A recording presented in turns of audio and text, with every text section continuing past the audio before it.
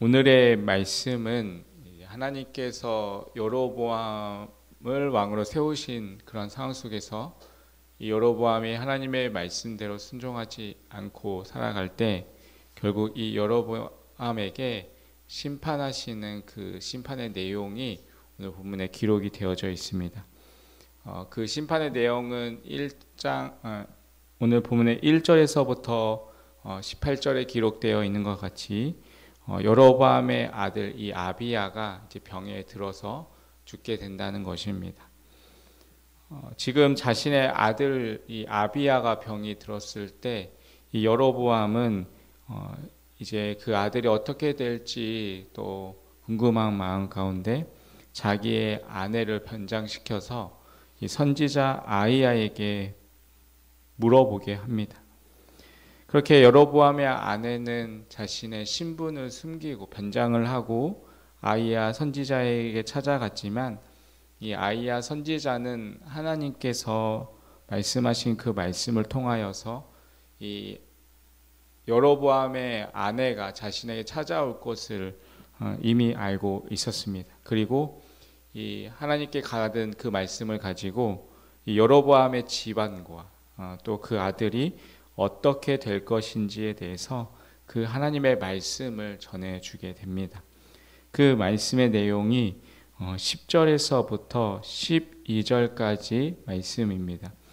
내용을 다시 한번 보면 그러므로 내가 여로보암의 집에 재앙을 내려 여로보암에게 속한 사내는 이스라엘 가운데 매인자나 노인자나 다 끊어버리되 거름더미를 쓸어버린 같이 여로보암의 집을 말갛게 쓸어버릴지라.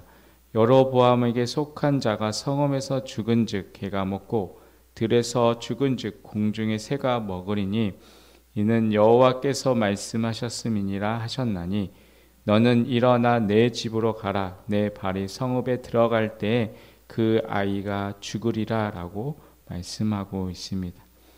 아이야 선지자의 말씀대로 결국 이 여로보암의 아들은 죽었습니다.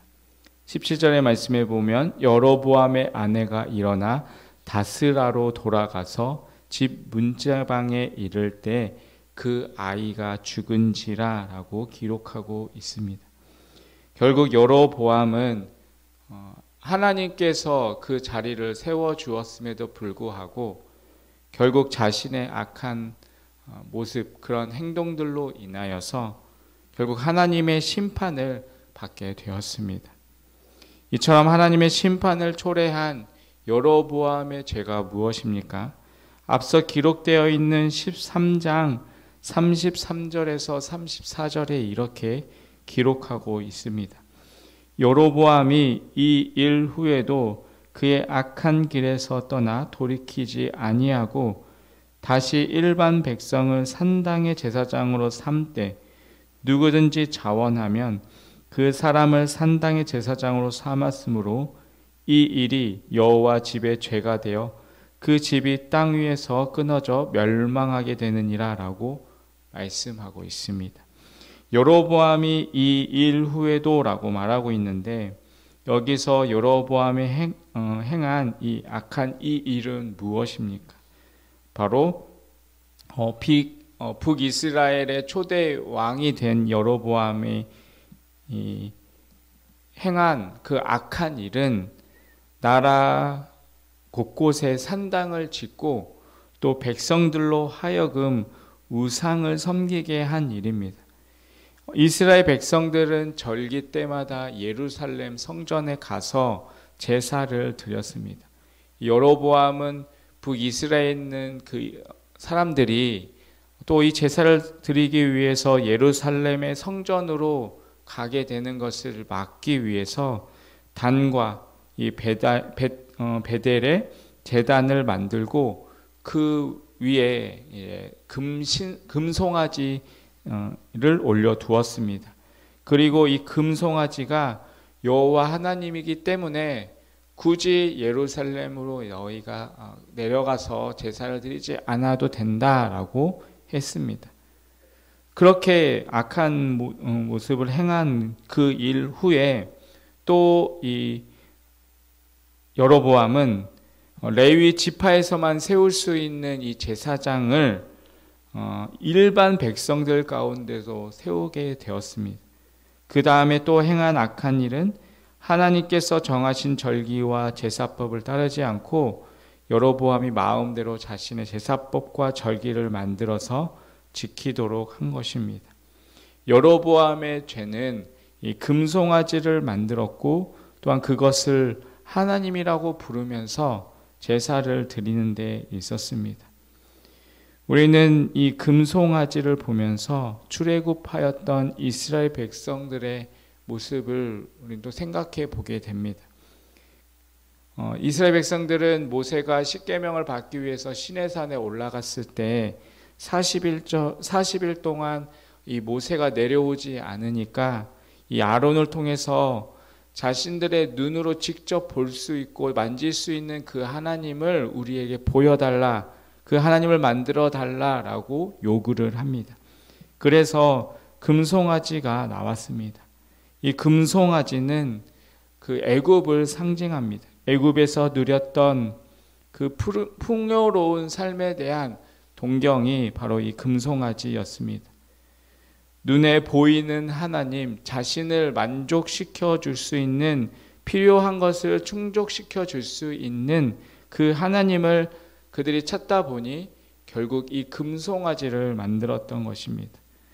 이 엘리야가 갈멜산에서 바알 선지자 450명과 이 한판을 벌일 때 이스라엘 백성들은 하나님을 믿으면서 동시에 바알을 믿고 있었습니다.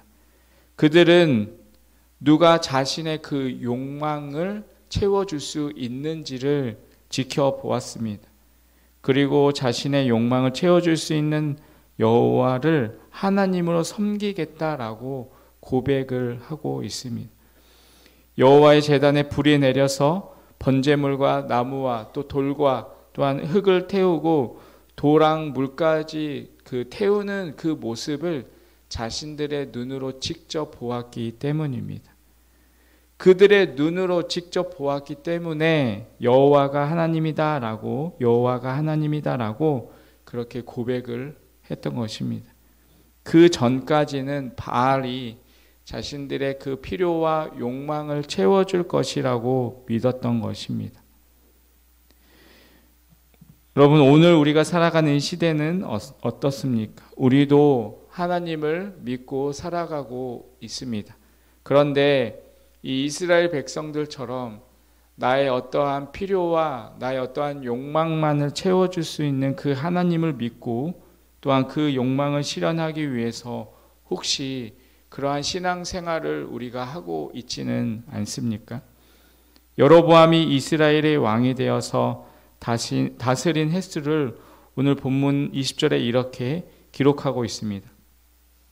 여로보암 왕이 된 지 22년이라 그가 그의 조상들과 함께 잠에 그의 아들 나답이 대신하여 왕이 되니라 라고 기록합니다. 여로보암은 22년 동안 북이스라엘을 다스렸습니다.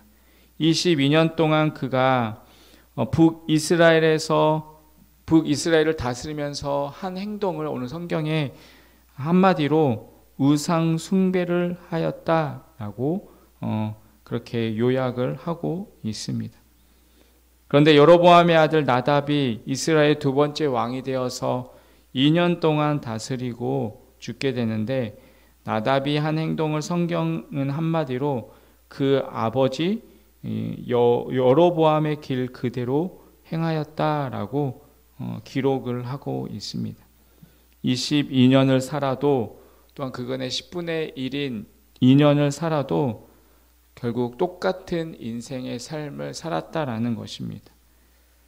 결국 그 아들도 아버지와 같이 우상 숭배를 하면서 그렇게 또 나라를 다스렸다라고 우리 성경은 기록하고 있습니다. 하나님은 우리가 우리의 삶 속에서 어떻게 살아가고 있는지를 보고 계십니다.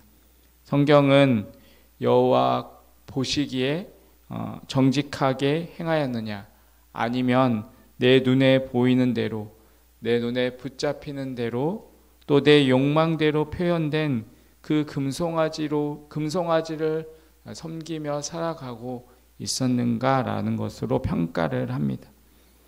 여러분, 오늘 무슨 일을 할 것인지에 우리가 초점을 맞추지 말고 내가 믿는 이 믿음의 대상이 또 내 욕망이 아니라 정말 하나님이신지를 내가 묻고 또 묻고 살아갈 수 있는 그런 우리 하루의 삶이 되시기를 바라겠습니다. 우리가 그렇게 살아갈 때 여로보암의 저지른 이 우상 숭배의 그 악한 길에서 우리는 돌아설 수 있는 것이고, 정말 하나님만을 바라보고 하나님이 원하시는 삶이 무엇인지를 우리가 깨닫고 살아갈 수 있는 것입니다. 사랑하는 성도 여러분, 오늘 하루도 그 하나님 앞에서 우리가 정직하게 또 온전한 모습으로 그렇게 하나님만을 바라보며 하나님의 말씀대로 또 하나님의 음성에 귀를 기울이고 살아갈 수 있는 그런 귀하고 또 복된 삶이 되시기를 주님의 이름으로 간절히 축원드리겠습니다. 기도하겠습니다. 하나님 아버지, 나의 삶이 여로보암의 우상 숭배로 이어지지 않게 하여 주시옵소서. 내 욕망의 금송아지를 만들어 놓고 하나님이라 착각하며 살아가지 않게 하여 주시옵소서. 오직 하나님만을 온전히 바라보며 하나님 앞에 정직하고 온전한 모습으로 살아갈 수 있는 오늘 하루의 삶이 되게 하여 주시옵소서. 예수님의 이름으로 기도합니다. 아멘.